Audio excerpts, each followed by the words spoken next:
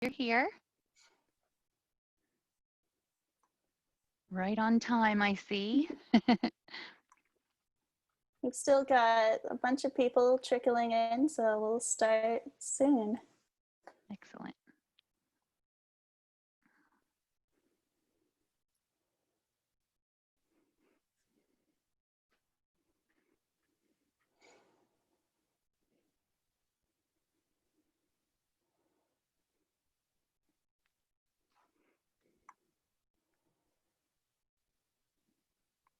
While we're kind of waiting another minute, if you would open your participants panel, so across the bottom of your Zoom window, if you click the participants button to open that, and then also click your chat button to open up your chat.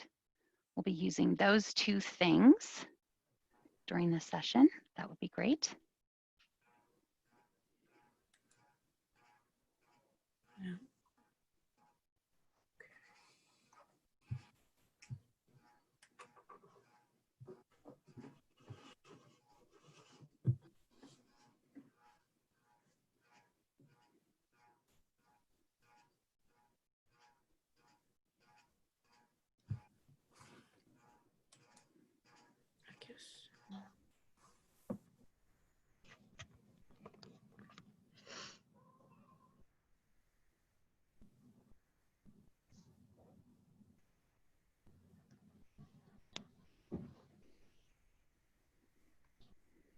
Alrighty, well, let's go ahead and get things started.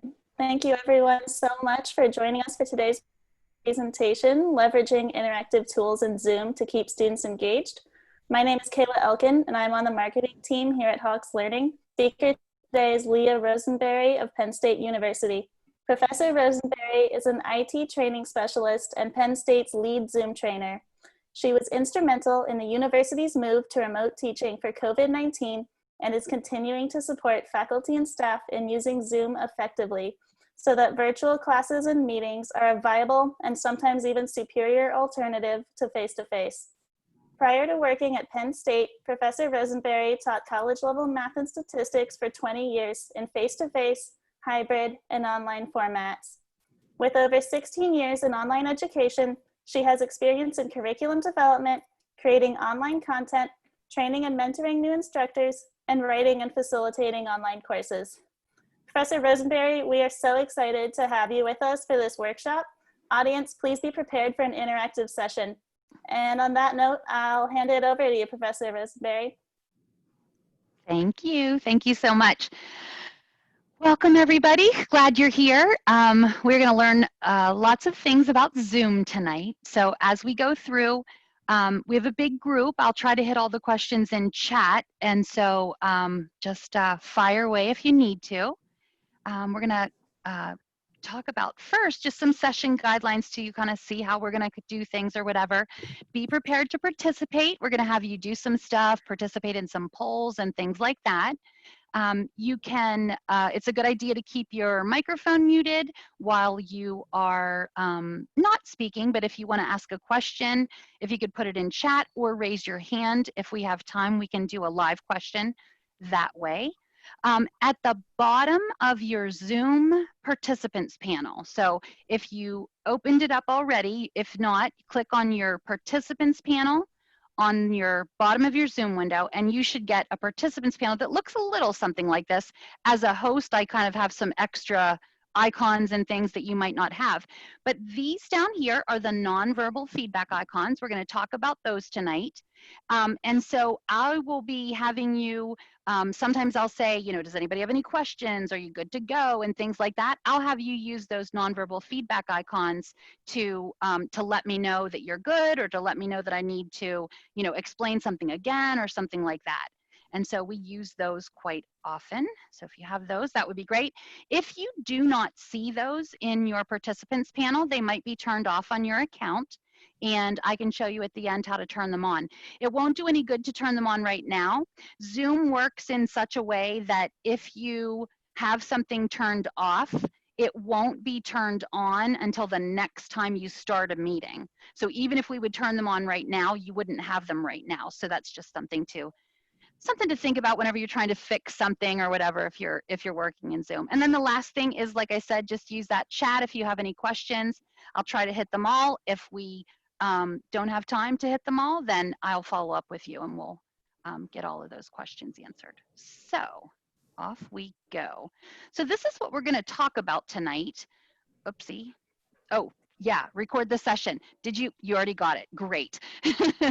Thank you so much. I was going to say we're going to record the session. I always like to warn people we're going to record. If you do not want to be like participating in the recording, you do not have to worry about that. All you would have to do is shut your video cam off and then not use your microphone. So if you want to do that, it's okay. Otherwise, you're good to go. All right, so what exactly, oopsie, are we going to talk about tonight? Well, we're going to talk about managing students to promote to promote learning during virtual class meetings. We're going to deal with some common tech issues to kind of teach you how to handle those and just generally feel better about using Zoom during your class. We're going to talk about using Zoom tools to promote interaction and to keep students engaged, most important thing. And then the actual tools that we'll be using, I'll be sharing best practices about those, are screen sharing, some chat stuff, nonverbal feedback, and then polling. So as we go through, like I said, if you have questions, just ask and we'll get you fixed up. So. Oopsie, my slide's a little bit delayed, so I keep going one too far. So here is a frustrated student, right? And she says, I just can't pay attention online. And so what we need to do, and hopefully while you're here, you wouldn't have signed up if you weren't interested in this, is figure out some ways and some tools that Zoom has so that we can keep students more engaged. So just as a quick warm-up type activity, if you could type in chat for me, what types of things do you think happen that make students be not engaged or that make students be, distracted or whatever during an online class? And most of this stuff goes for regular meetings and stuff too. Yep, kids, family distractions. Yeah, there's a theme running about family. Isn't that the way it is right now? We're all working from home, and so we have all those extra things to think about. I have 2 dogs that every once in a while will walk up, and so I'll just sort of like do one of these and try to lean down to pet them so that they walk back away. And so even when you sign up for the class, like I sign up for a training that I want to attend, and I still find myself every once in a while to be a little bit distracted. And that's normal. So what we're going to learn how to do tonight is to kind of pull those, use the tools to kind of pull people back, like keep pulling them back in, keep pulling them back in. And I think it really makes a big difference. I see tech issues, absolutely distracting. We'll talk about microphones in a little bit. If you are listening to a webinar and the person has sound that's not quite clear, it's hard to listen to after a while. You sort of tune them out. So we'll talk about those things. And then the instructor is not interactive enough. Absolutely. You're here to learn how to do that. So you're gonna be fine. 2 minutes in Zoom equal a half an hour in real life. I love that, Lois Ann. It does feel like that sometimes. So yeah, thanks for sharing that one. All right, so here's the deal. This is how it works out. So the tools in Zoom can be broken down sort of in 2 groups. So we have interaction, and then we have collaboration. Tonight, we're going to be doing the interaction stuff. And then there's going to be another set of webinar or workshops next week. Look for an email on Monday that you can sign up for that will do collaboration next week. For this week, we're going to, like I said, concentrate on interaction. Interaction, if you kind of compare it to Bloom's, is the lower level stuff, right? It's when I keep them listening. I keep them engaged so that they can learn maybe lower level information. It's things like remembering and understanding and maybe listing and things like that. Collaboration, on the other hand, creeps up that Bloom scale to stuff that is more collaborative, let's say. They might be applying what they've learned. They could be analyzing something. They could be evaluating something, creating something, all of those different things. When we talk about collaboration next week, and I'll tell you about this on the next slide, we'll be doing things, we'll be talking about breakout rooms and how to use breakout rooms. Breakout rooms, you can put people in small groups, which can replicate small groups in classes. Not exactly the same, of course, but it is a good alternative. So we'll talk about that. So what we're going to start with today, like I said, is the interactive stuff. We're going to talk about using your microphone, sharing your screen, sort of a little bit more intermediate kind of tools. We're going to be using the nonverbal feedback icons. I'll show you kind of how to use those to your advantage while you're working through a class. We'll also be talking about using chat and then polls to check for understanding or to gather information and stuff like that. So we have lots of tools at our disposal. Like it says. As far as the collaborative stuff goes, we can do we can use the chat for collaborative stuff. We actually do like a private chat activity that's pretty cool. We can use whiteboards so that everybody can write on the screen and kind of come up with an artifact together. I'll show you a little bit about what that's like tonight, but we'll really concentrate that on that next week, and then also breakout rooms. So that last part, collaborate, like I said, that's for next week. And so what we're going to concentrate on today is just the interactive stuff. We're going to start with microphones. And so sound is really important. I mean, your audio is really important. And that doesn't mean you need to have some super high speed, you know, expensive microphone or anything like that at all. It just means, you know, let's do what we can to make it sound as good as it possibly can. If you have a good microphone in your, you know, built into your computer, totally works, that's fine. You might want to consider a USB headset. That's what I have here. You can buy a relatively inexpensive headset for $25 or $30. That's the ones we use at our office. The reason why the headset like this makes a difference is because it helps to localize the sound. So even though I'm in a sort of a big room and I have like a hardwood floor, like I don't have carpet sort of like cushioning it for me, it sort of pulls the sound from my mouth and not from the whole room. So it helps a little bit with that. The other thing, you want to be proficient with the technology. So you want to know how to fix your sound issues if you have them. You want to know how to help students if they have a sound issue. So we'll talk a little bit about that.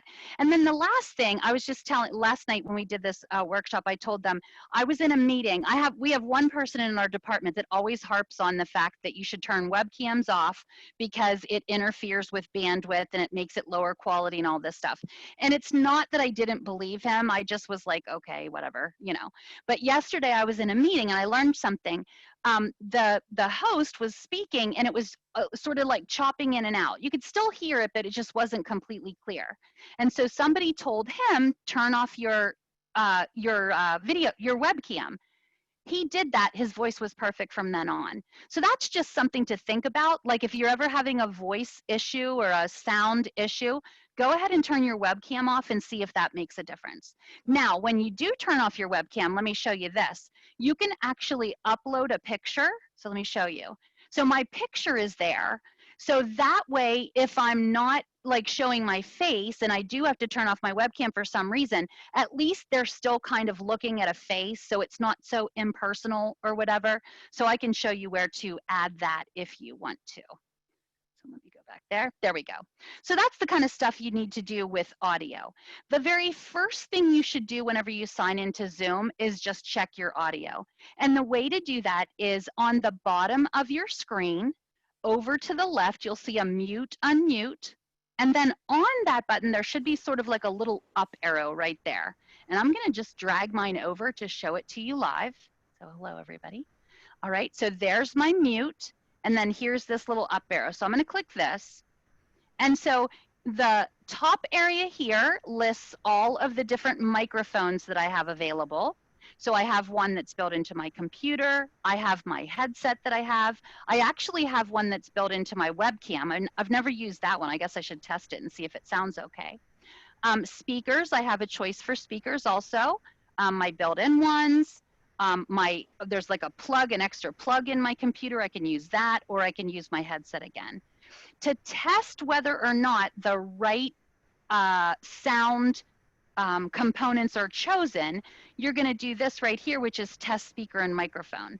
Now, I don't want you to do it right here because everybody will be able to hear, but I'm going to click the button just to show you what that looks like. So when I click this, I don't know if you can tell, but a sound is playing in my headset. And so you'll see it says headset earphone. It sounds good to me, and so I would click yes. But just to show you, if it didn't sound good, I would use this drop down arrow and I would choose one of my other sound options to test it until I found the one that was, you know, the one I wanted to use. So I'm going to leave it on my headphones there. So I'm going to say yes. And then this one's sort of weird. You'll see it bumping up and down. It's actually recording me. And then it plays back to you. So you'll know whether it is good or not based on how it plays back to you. And so if it sounds good and you know you're good, I'm going to click yes. So I don't know if you could hear that in the background. It was playing it back to me. It was sort of weird. And then when you're done, you just say finish. If you do that, you don't have to say to your students or to whoever you're in a meeting with, how do I sound? Does it sound okay? You'll know for yourself. And so that's just a really good habit to get into.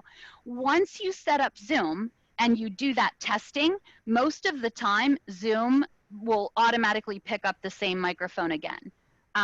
Even when you restart your system, most of the time it chooses the right one, but it's just a quick way to check. So something to keep in mind there. Let me go ahead and pull this off the screen, put it back over there. There we go. Now, when I am dealing with sound for students, I have some options. So if somebody is making noise and I need to make sure, like they might not know their mic is on and they might get a phone call and be talking on their phones. You guys listed completely correctly that that phones are distracting. Absolutely. So they might get a phone call, forget that they're not muted, and start talking on the phone. You don't want them to be embarrassed, and you definitely don't want to hear their conversation. So what I can do is I can go over here and I can hover over the name. Let me pull over my participant panel. There we go. And I can hover over a name. Now, okay, so Brandy is not muted. It's okay, Brandy, because we can't hear a thing. Don't mute yourself. I want to show people this. I can hover over it. And so if noise was coming from Brandy, I could say mute like that. And then that way, Brandy's safe, I'm safe, everybody's good.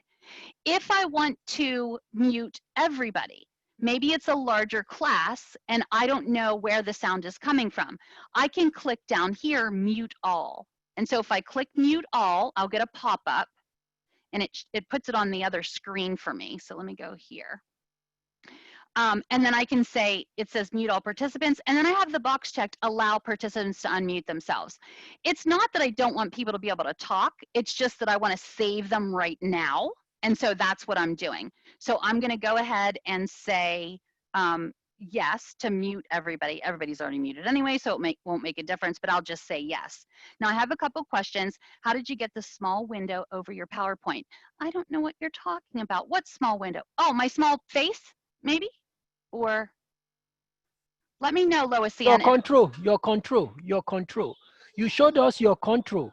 Okay. Your Zoom controls when you are doing PowerPoint, when you are showing us how you are trying to do the microphone. So you showed your controls, you superimpose. Yes, how did you get this? Yes.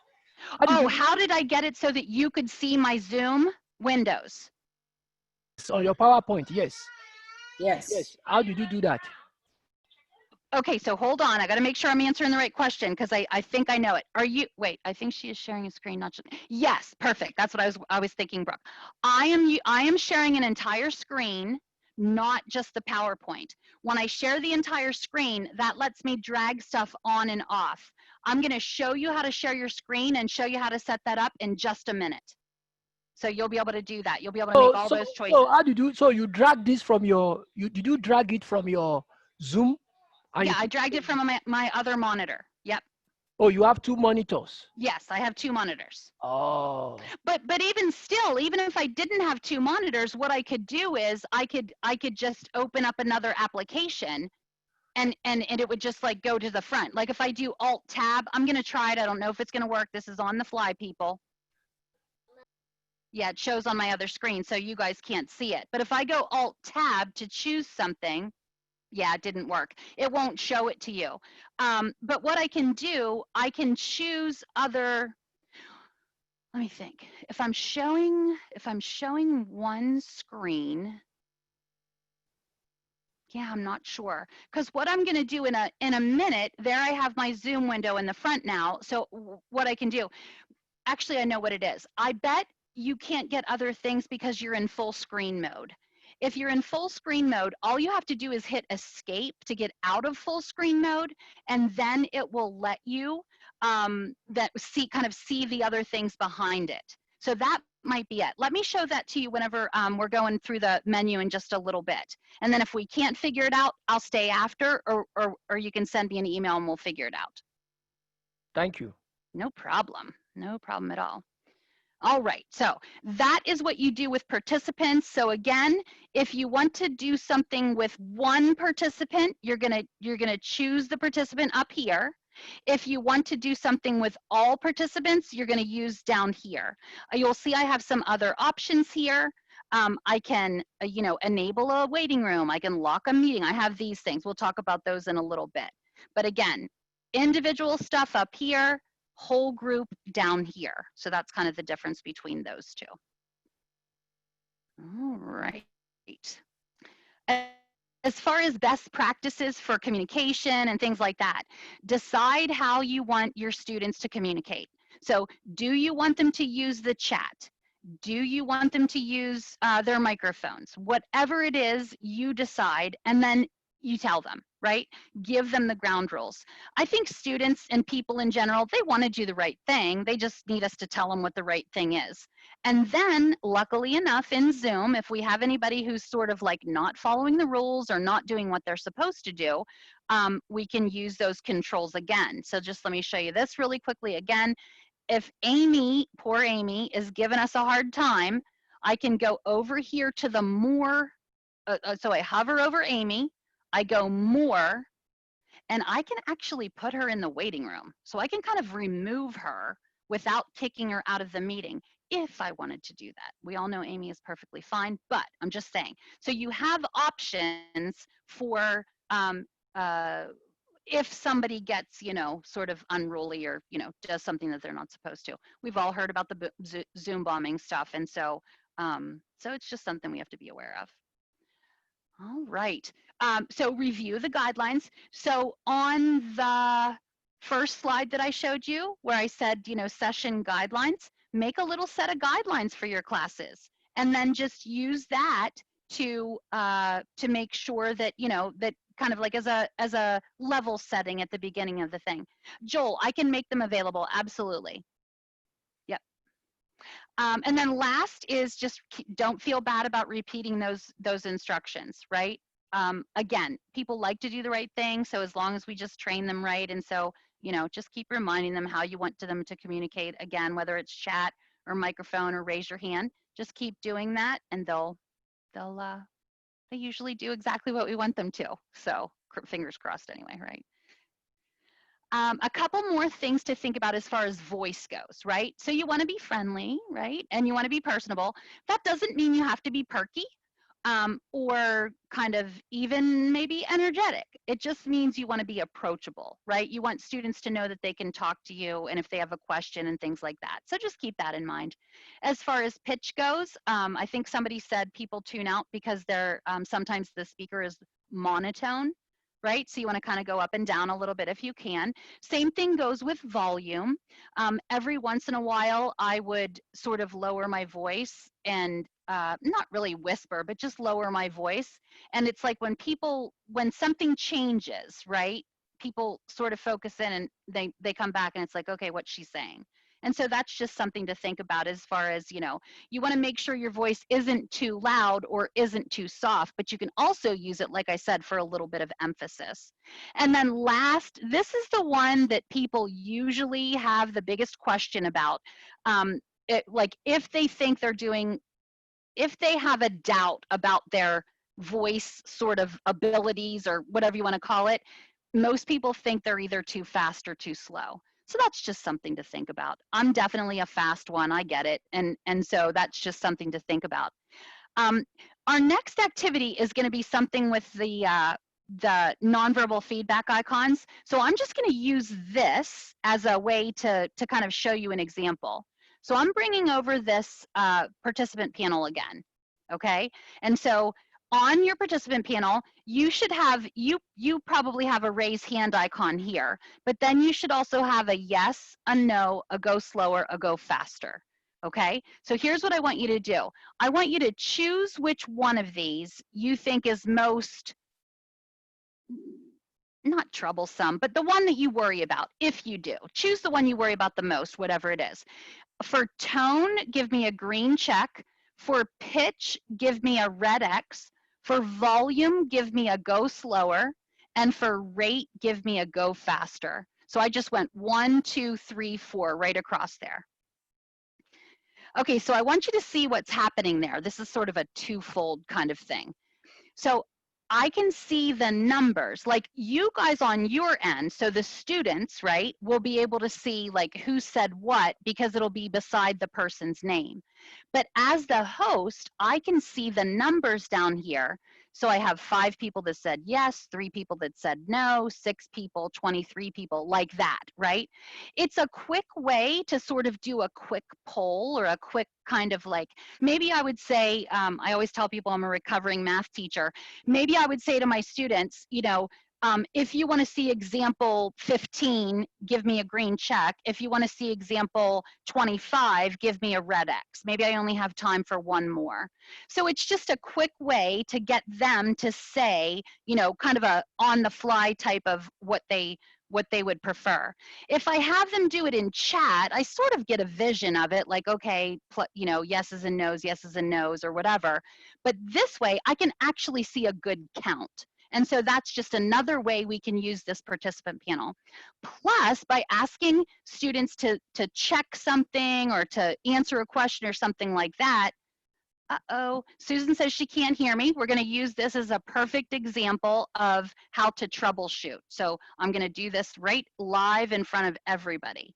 So I'm going to bring this over here like this. Now, can you guys hear me? I want to see if it's just Susan or if it's everybody. So I see some nodding. So I'm assuming it's just Susan, okay? If it's just Susan, then I know it's on Susan's end. If it's mostly everybody, well, look, well, no, she still said she can't, so that's good. If it's mostly everybody, then I know the problem is on my end. So I'm going to just type a message to Susan. Susan, check to see if your mic is, or no, I'll say unplug and replug your headset, like that. And so it's just a way. So again, that right there is an amazing troubleshooting tip. You'll have somebody maybe say in chat, I can't see the slides. And you're thinking, oh my gosh, nobody can see the slides. I got to figure something out. I got to share my screen again. Well, here maybe it's only one person. So you definitely want to check that. Is it just me? Or is it, you know, is it one person or is it everybody? And that tells you how to troubleshoot. So let's see what Susan says here. I don't know if she saw that. Okay, I think she saw it. I think she's plugging it in. You can see her, like, poor Susan, she's on our screen. Let's see. Did that help, Susan? She's smiling. Okay, I can't hear you, Susan. You have to unmute if you're going to talk. Say something and I'll find out. Yay! I can hear you. Can you hear me? Okay, so I still think she can't hear, so hold on. I can hear you, Susan. So that means it has to be her volume, I bet. Oh, she went back to, she put her headset away. Oh, she can hear without her mic now. Okay, perfect. All right, great. So anyway, so that was a little live troubleshooting there. How about that? So again, the biggest takeaway for that, this is what I want you to remember. If it's you and you, like, no, that's not it. If it's one person that has the problem, help them. If a bunch of people have the problem, fix you. right? Whether it's your PowerPoint or your headset or whatever it is. So just something to think about there. All right. Okay, so back to this. Oh, so now a bunch of people turned to green checks. I bet they changed it after they well, I don't know. I bet they changed it to say they could hear me, which is a good idea. But anyway, so you get the idea. So if you want students to kind of give you some feedback, it helps in two ways. Gives you feedback, so that's good. You learn something, you gather some information. It's also good because if they got distracted, they'll be back with you and they'll do whatever you wanted to do, and then hopefully from there they'll keep on, you know, they'll stay, whatever you want to call it, stay engaged for a while, and then you have another chance with them. So it's a constant thing where it's like trying to bring them back in, trying to bring them back in. We want them to pay attention the entire time, and hopefully they will, but you know, life and all. So one more thing I wanted to show you. When I ask a question and I have people do stuff like this, I, as the host, have a button down here that says clear all. So I can click this button and then it'll make everybody's icons go away. And so we could all start fresh then. So if I wanted to start, you know, ask a question, I could get the votes or whatever, and then I could clear all and ask them the next question and do it like that. So let me go put this back over here. Holly says, do you find the giving icon on the fly makes it hard for students to interpret? Give me more information, Annalisa. I'm not sure, or no, wait, Holly, I don't know what you mean about hard for students to interpret. Usually I only use a yes or a no. I only did it because I wanted a good example for you guys that I had 4 different things here. I normally wouldn't do that. Good question. Annalisa says, and you type some more to me, Holly, if you want to. I love this question about the, yes. So if I asked a question like that, Holly, I would type those in chat, right? So that they had something they could look at, or I would have it on my screen. So sometimes what I do, and I could even use my annotation tools to just, you know, to go red X and green check. I could do it right on there. Absolutely. I only did it on a whim with you guys this way. Exactly. You're exactly right. So just like, who asked it? Annalisa, raise your hand for me. No, go ahead. There you go. Okay, so Annalisa raised her hand. When she raised her hand, you see I have the little, there's her little hand, and she went to the top. Okay, now Susan, you raise your hand. Do you know how to do that? Sorry, I don't want to put you on the spot. Okay, now you'll see Susan's next. So when they raise their hand, I love it that they stay in order. So you don't get a count on those to know how many people have raised their hands, but they do stay in order. So I would answer Annalisa's question, and then I would go here and I would lower her hand. She bumps back down. Next, I have Susan. And then I go from there. Yeah, so don't use the hand raise for mini polls. Use the other stuff. Exactly. You got it. Okay. All right. I'm going to clear them all again. There we go. Back to 0. All right. I'm going to put this over here. Absolutely. All right. Oh, no problem. No problem at all. Okay. So that was about kind of the sound and the microphone. We sort of jumped ahead with the nonverbal feedback icons, but I had a good example there. One thing I want to tell you about the nonverbal feedback icons, before people said yes, most popular category was the rate. And so that's the thing you have to worry about. Sometimes if you're nervous, you'll go faster. Sometimes if you're not sure and you don't know what to do, you might go slower. And so that is the thing that sort of, I don't want to say it bothers people, but it's the thing that people worry about. Betty, absolutely. The clear all is for the host only. If you have a co-host, it's host and co-host, but whoever the hosts and the co-hosts are can use the clear all. Nobody else has that. Yep. All right. Okay, so the next thing we're going to talk about is sharing your screen. And so when you go to share your screen, even now, if you look at the bottom of your Zoom window, you will see a share screen button in green. So when you click that, it will give you back a set of choices. So let me, no, I don't want to click mine. I'm using my PowerPoints. Whoops.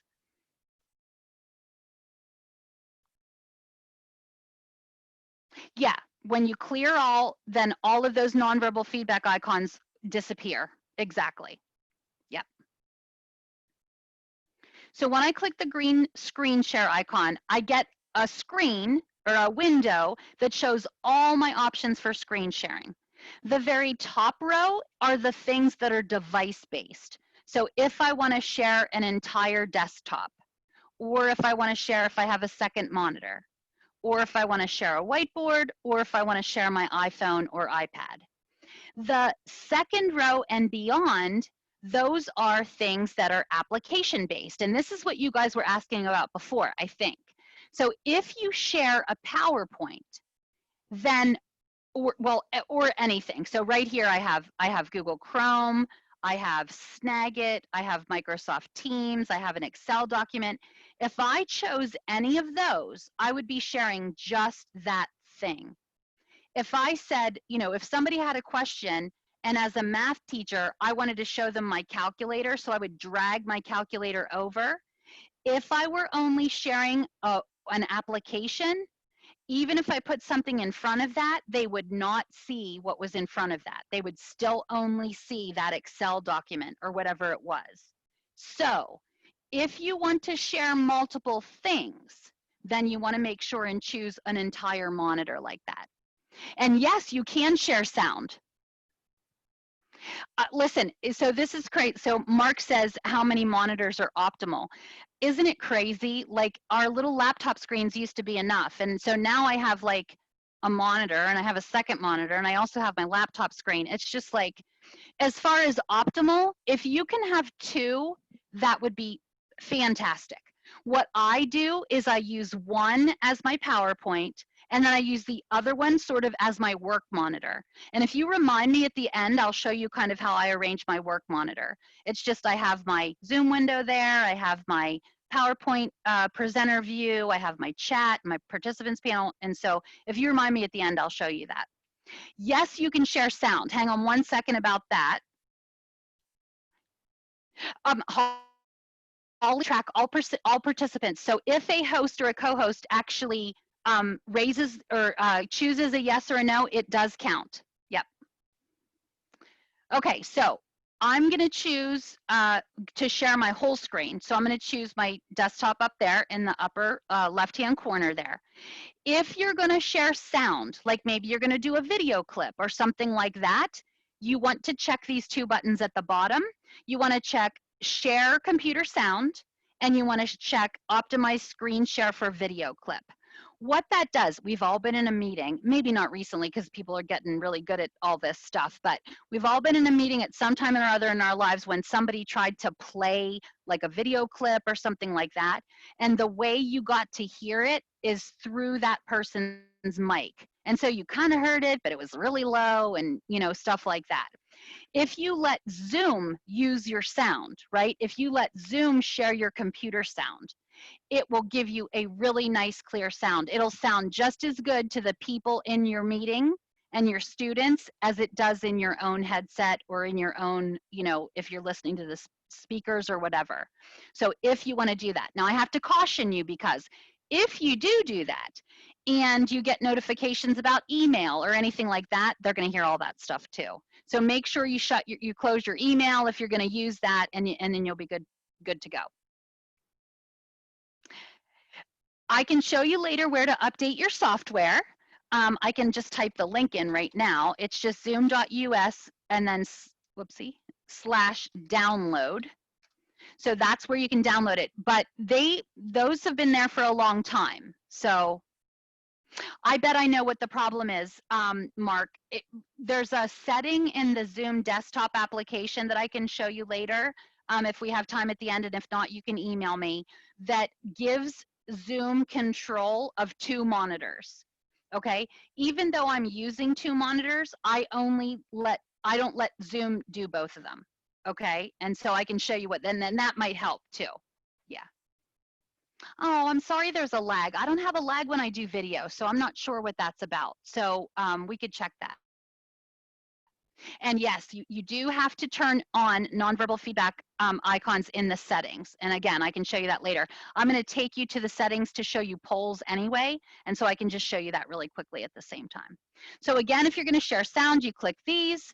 Then you click the share button on the other side, and then boom, you're sharing. Now, the reason I showed you this screen is because when you share, the menu that is normally across the bottom, all those buttons and everything, will float. It'll just go right up to the top. And so let me just show you on the next slide here. This is my Zoom window when I'm sharing. And so you'll see I have new share. So if I want to share something else, I could do that. If I want to use pause share, this is a really good one if you have only one monitor, because you could be showing, you know, your PowerPoint, and then I could do pause share. I could do all kinds of craziness looking for my next thing I want to share, and nobody would see it. Once I found the next thing I wanted to share, my calculator, whatever it was, after I'll click this so you can see it. So I'm going to click pause share. Now you won't see it because it'll be paused, and this is what you'll see. But whenever I click it, it'll say resume share. And so when I'm ready to share again, I click resume share, and then nobody knows that I even paused. So it's fabulous if you're kind of looking for something or something like that. I also have an annotation tool. I have a remote control tool. We'll talk about that in just one second. And then I have a more button. You have a more button on both of your menus. So let me show you this one too. So this is my regular Zoom window, and you'll see I have a more button here. Watch what happens when I open up my Zoom window to be a little bit wider. You'll see that I get more buttons, right? So let's see. So now my reactions popped up, and let's see what else. My recording popped up like that. So what Zoom does as a favor is if your Zoom window is little, or based on how big it is, it will put extra buttons under more to kind of save you space. So if you're ever looking at Zoom and you're like, oh my gosh, where did it go? What am I going to do? It's there. Just look under more. Okay, that's what you have to remember. So as far as when you're screen sharing, I can click the more button, and then I can do some sound. If you forget to share the computer sound, you have it right here on the more button as well. So when you're ready to show that video clip, you can do that right here. So that is what that screen looks like. Let me couple ways. So when the instructor is the one doing everything, again, totally fine, but you know, it sort of like breaks things up if you let students have a turn or something like that. So some kind of ways to incorporate that, you can use this remote control button to let a student be the one who moves your mouse around. Now, there's nothing to be concerned about, because if they move your mouse, if they move it somewhere that you don't want it to go, or they do something they're not supposed to, all you have to do is click that button and you take the control back right away. So there's no issue with that. But maybe you are doing something in Excel, and so you do the thing or whatever, and then you want to have somebody, it's sort of almost like solving a problem on the board. I could have a student then do the same thing, and they could do something in Excel. So it's just another way to do it.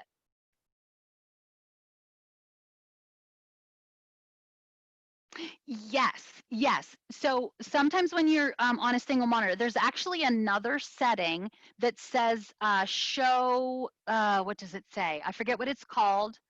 I can show you at the end. But what it does is it gives you like a little strip at the side with the pictures on it. And then you can open or close that to make it bigger. So you can make the pictures bigger and the screen share smaller or whatever. So I can show you where that is as well. So that's one thing you can do, is give remote control. You can also have your students actually share their screens if you allow that. There is a setting, again, in response to all the Zoom bombing stuff. Zoom made an extra button. It's this security button right here. If I click the security button, I have some extra control during a meeting. And so right here in this section, I have allow participants to. I can click so they can share their screens if I want them to. I can click to turn on or off chat. So if I want to stop the chat for a second because I feel like they're distracted or talking about something else, I can do that. I can either allow them to rename themselves or not. I can allow them to unmute themselves or not. I can allow them to annotate or not. And so again, you could leave screen sharing off, but when you want a student to demo something, I could turn it on really quickly just by clicking this share screen button. So now it's on. If I look back, now you see it has a check mark. I could let a student, you know, share a problem, share their project that they did, anything like that. And then I could turn it right off afterwards if I wanted to do that. So that's another alternative to you being the one that has to talk all the time and present all the time. And then last is if you have a co-teacher, co-facilitator, or something like that, you could also have them do you know, some kind of demo or whatever like that. Even the just changing voices, like I talk a little bit, you talk a little bit, is something that again brings people back. They hear something different and they focus back in to see whatever you're doing. You cannot choose the student, Jennifer. It's all or none. So yeah, so you have to trust them a little bit. Yeah, you cannot choose the student. So that is something to think about. So it depends on the level of the student. If you know, certain classes, you know, you can trust more, that kind of thing. Another option for that is if you wanted to let somebody share, but you didn't want to let everybody share, you could make a certain student a co-host. And then they would be able to share without you turning that setting on. And then after they were done doing whatever they did, you could de-co-host them. So it's just another, you know, another way to kind of get around that. So, all right. So that's it for the screen sharing and the microphone. So that's kind of the basic stuff. Oh my gosh, we're running out of time. Not running out of time, but I gotta speed it up here. Any questions about microphones or sharing screen? I cleared the nonverbals. Give me a green check if you're good to go. Give me a red X, and if you have a question, and then type it in chat. I'll show you annotation at the end. You can actually let people write on the screen, which is super fun regardless of your age. No matter how serious you are, it's just fun to write on a screen. I'll show you that at the end though. Yeah. All right, I have a lot of green checks there. I think we're good. Yeah, so to do a co-host, all you have to do is look at your participants panel. And so if you hover over somebody under this More button, one of the options is, no, it's not. Oh, only the host can do it. I'm not the host right now, I'm only the co-host, which is fine. But if I hover over and I am the host, I could co-host somebody. It'll be in this list right here. Most everything you do for one student is gonna be hover over them and see it in the More button. If you're doing things for every student, again, it's either going to be down here at the bottom or it's going to be on that security button. So those are a couple things to remember with that too. I can show you lock a meeting. That's under security also. Let me come back to that one. Yep, see, Annalise knows. And then how to use a slideshow and a whiteboard side by side. You can't use a slideshow and a whiteboard side by side. Well, you could if you were sharing, if you allowed dual sharing. But let me show you what I do for that, and then you might have a new idea, and we'll figure it out from there. So let me hang for that question, and then I'll bring it back up in just a little bit whenever we talk about that. Okay, so we did, again, microphone and screen sharing. Next, we're gonna talk about those nonverbal feedback icons. We sort of already did that because that's what I wanted to show you about how to use it for like sort of like a little mini poll. So let me just show you quickly what that is. That's the slide for that. So we've already done that with our questions about, you know, rate and things like that. So the next thing I'm going to show you, and it's the kind of the last big thing, is polls. Polls are wonderful. We love polls. So let me show you. This is what a poll looks like from the student participant side, okay? Now I'm going to do a poll for you guys right now. So let me go right here, okay? I have created a poll in advance. I don't see my polls button on my screen, so I'm going to go more, and you'll see that polls is right there. So I'm going to click polls, and then you'll see I have a poll set up to go here. So let me move this, and then I'm going to keep this right here. So here's my poll.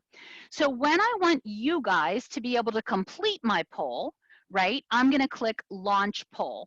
When I click launch poll, it should show up on your screen and you should be able to vote.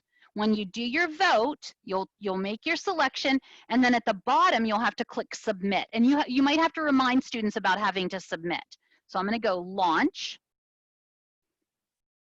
Okay. Now, as you're voting, I want you to watch something here. Look at on my screen how you can see these votes kind of come in as they are, right? So right now, let's see, I know just enough to be dangerous is in the lead, but they're kind of moving around as you go along. I have a timer up here. So if I know I want to do a quick poll, but I don't want to take too long, I could just watch on there. I have some sneaky instructors who use polling for attendance and to make sure people are paying attention. So they'll just launch a poll and they have a minute to complete the poll.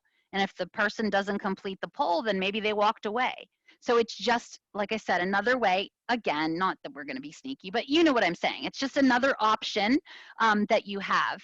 I also have right here, I see 54 out of 62, right? So 87% have voted. You might like decide, not very often do you get 100%. You just don't. Some people walk away, who knows, not paying attention, whatever it is. So again, I don't know that I would wait for 100%. I would kind of give myself, you know, a certain amount of time that I'm willing to wait, and then go from there. I'll show you how I know who didn't vote in just 1 second. And I'll show you how to show the list of the poll. So when everybody's done polling, or when I'm satisfied that I have enough, I'm going to go end poll. That should make it disappear from your side. And then, or maybe it doesn't, maybe it just stays there, but you'll see right here I have a share results button. So I can click share results, and then that will show you how everybody voted. And so, you know, then we can debrief this. We can talk about it. Okay, we only have one person who doesn't even know what Zoom is, and we have 5 people who could teach the class with me. Most people know just enough to be dangerous. So depending on what it is. So if you were doing a math problem or some kind of, any really kind of multiple choice problem, what you could do is you could take those votes, and then based on how they voted, you would know what kind of errors they were, right?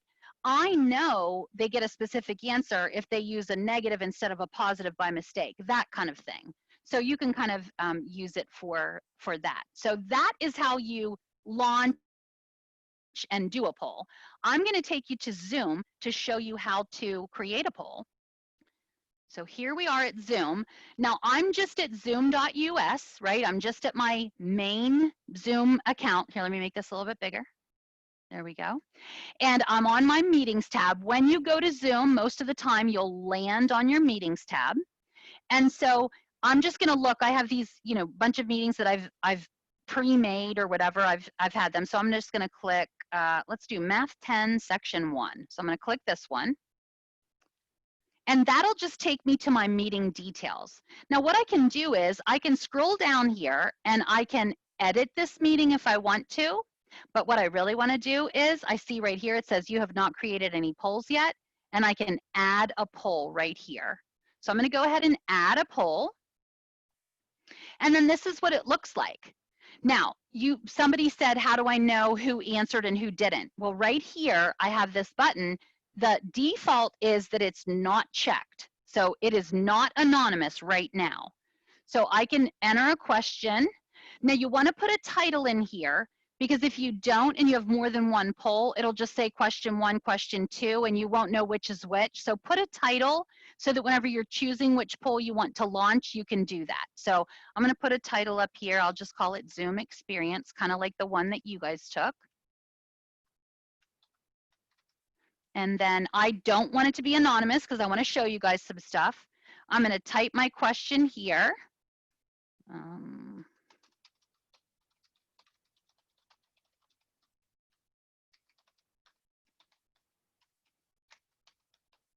Now, this is not tricky, but if you make a mistake, this most likely is the mistake that you're going to make. Single choice means I give them a list and they choose one. Multiple choice means I give them a list and they choose all that apply. Traditionally, when we think about a multiple choice question, we think, oh, multiple choices, choose one. That's not how it is here. So just remember that multiple choice is select all. So don't forget that. So I'm just going to say none, some,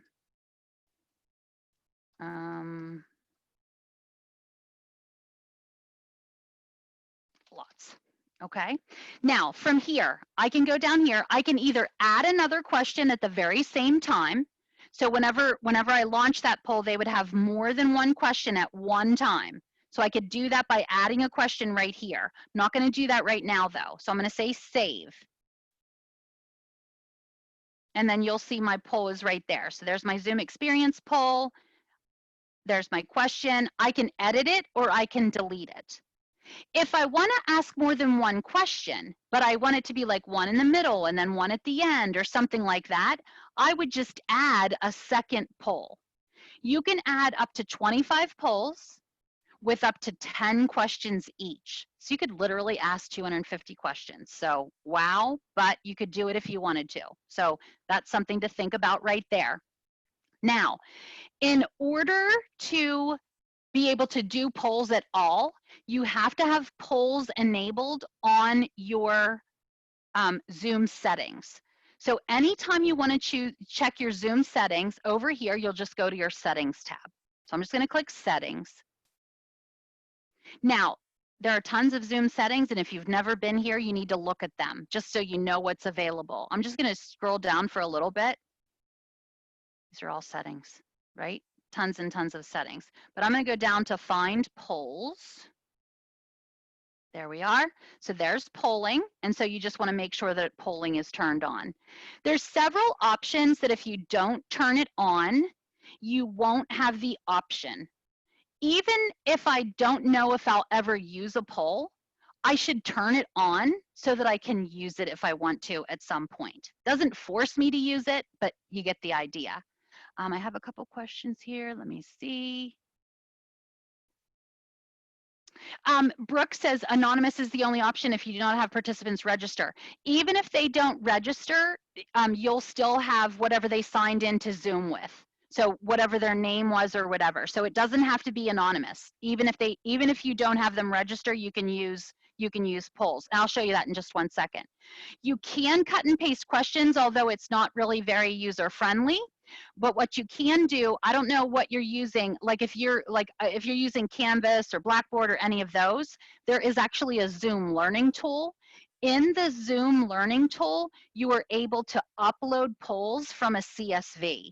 So that's something to think about. It just gives you a little bit of extra functionality. No problem, Andy, thanks for coming. So just really quickly, I want to show you what the results of polls look like.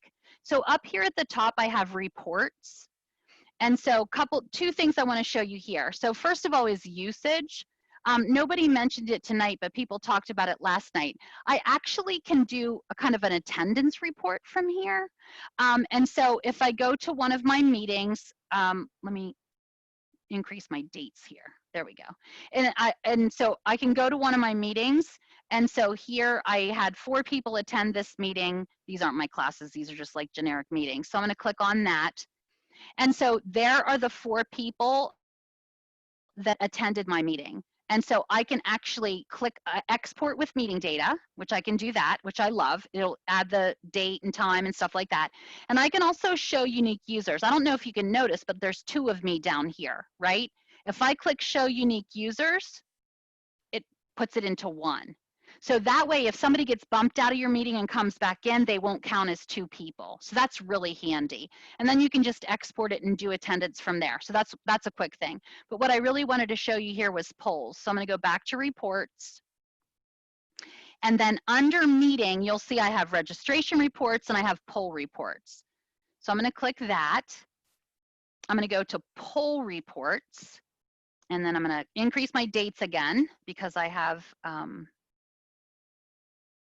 there we go. I was doing some testing the other day, and so I was testing anonymous polls. That's how I knew the answer to that question. So I'm just going to go generate because I want to generate my poll report.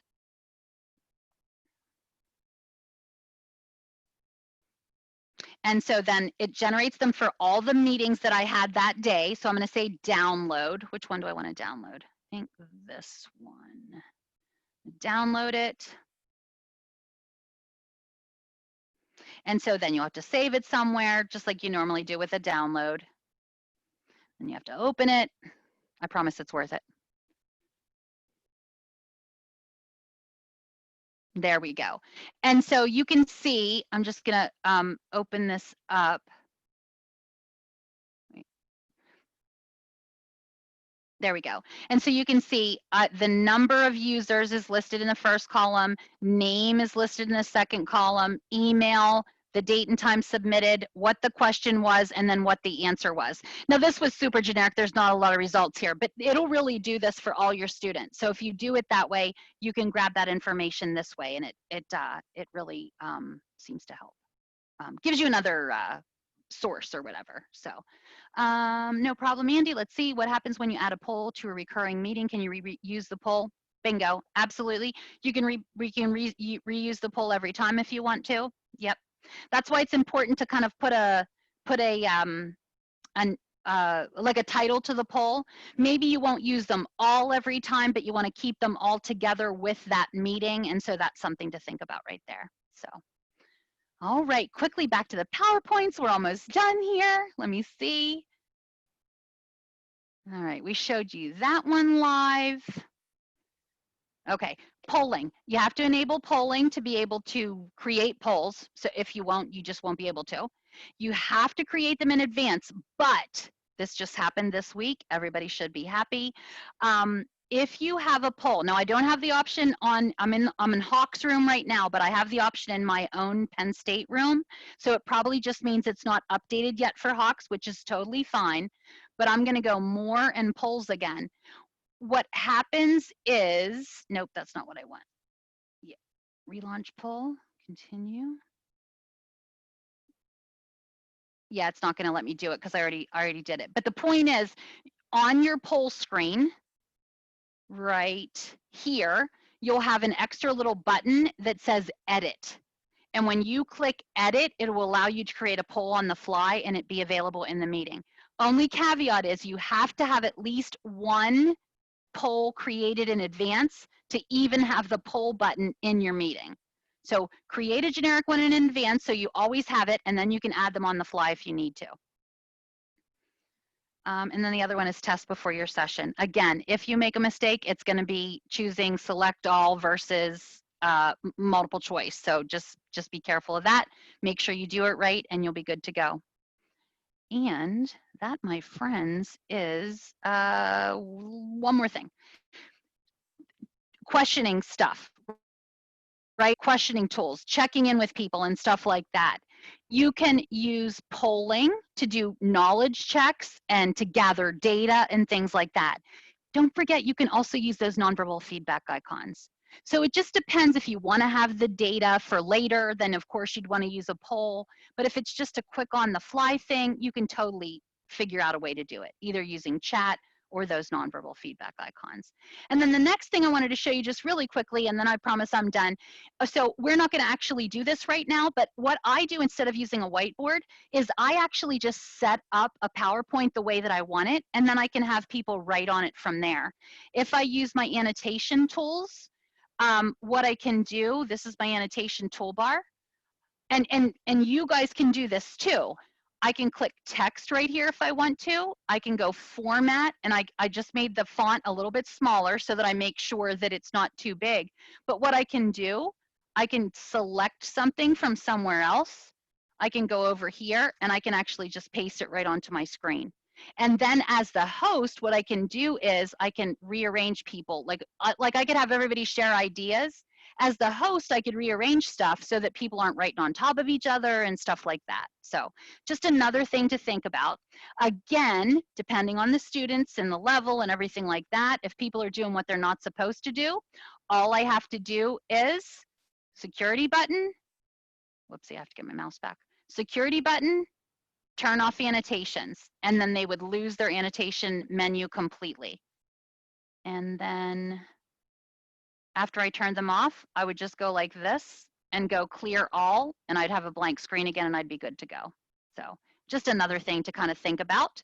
another tool that you can use. And again, we'll cover annotations next week. So if you do come next week, be ready for that. Oh my gosh, I'm 3 minutes over. I apologize. Okay, so here's the deal. You should be able to, hopefully, you can. I'm excited. I think you can. Manage students to promote learning during virtual class meetings.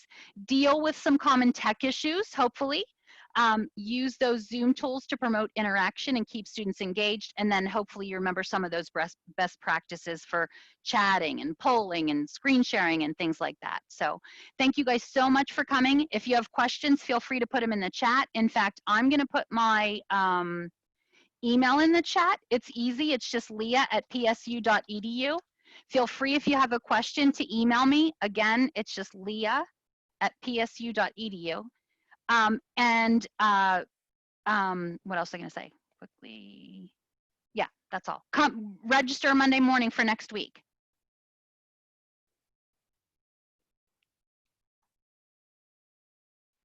Alrighty, well, if there aren't any other questions, thank you so much, Rosenberry, and thank you to everyone who attended today. If you have any questions, please direct them to us at marketing@hawkslearning.com. We will be emailing you a link to this workshop on demand soon. You can view it and all of our past webinars on our blog at blog.hawkslearning.com. And I hope everyone has a great rest of the day. Thank you so much for coming.